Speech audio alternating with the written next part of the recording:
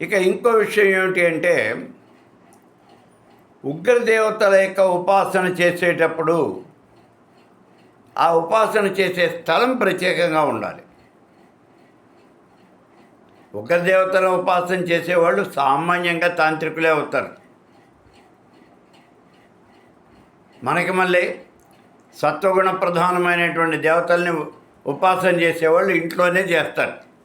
కానీ ఉగ్రదేవత ఉపాసన ఏమిటి? ఉగ్రదేవతలు కాళీ, భైరవి, చిన్నమస్త ఇలాంటి దేవతలను ఉపాసన చేసేవాళ్ళు సామాన్యంగా వీళ్ళంతా కూడా శ్మశానాల్లో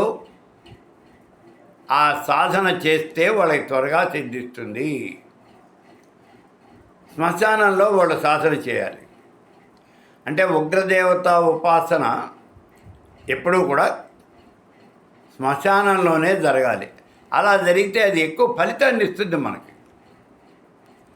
అది కూడా ఆ శ్మశానంలో చేసేప్పుడు కూడా చితాభస్మాన్ని ధరించాలి.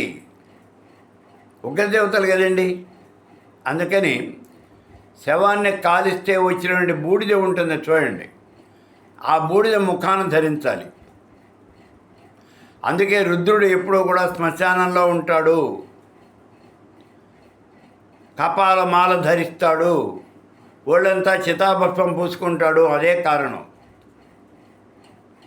ఈ చరాచర జగత్తంతా కూడా భస్మం అయిపోయేదే అని చెప్పడానికి అలా పూసుకుంటాడు అని అంటారు కదండి.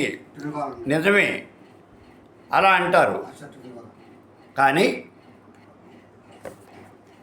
అలా ముఖ్యం చెబుతారు. అంతేకాని నిజంగా చెప్పాలంటే రుద్రుడు చితాభస్మాన్ని ధరిస్తాడు. ఇవన్నీ కూడా ఉగ్రదేవత ఉపాసన అనేది జరిగేటప్పుడు ఇలాంటివి చేస్తారు.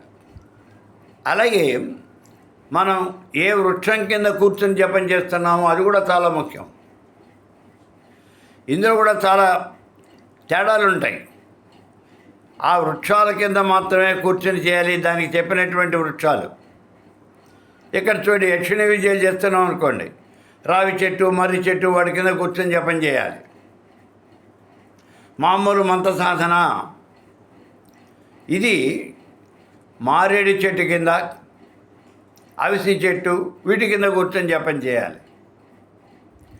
ఇలా ప్రతి దాంట్లోనూ కూడా మనం కూర్చునే స్థలంలో ఈ తేడాలు గమనించమంటోంది తంత్రశాస్త్రం.